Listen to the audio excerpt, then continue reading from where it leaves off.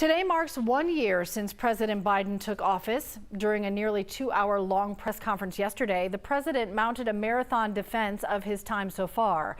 NBC's Bree Jackson has more on the president's strategy now moving forward.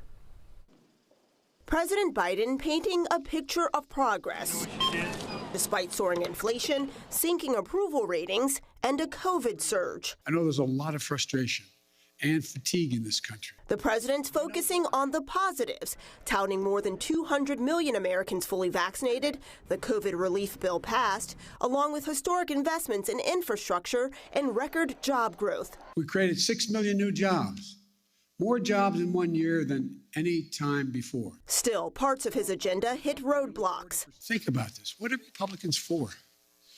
What are they for? On this vote, the yeas are 52, the nays are 48. But it was members of the president's own party who joined Republicans in rejecting a rule change that would have allowed Democrats to pass voting rights legislation. I cannot support such a perilous course for this nation when elected leaders are sent to Washington to unite our country, not to divide our country. Vice President Harris telling NBC News this morning the fight isn't over. We as America cannot afford to allow this blatant erosion of our democracy.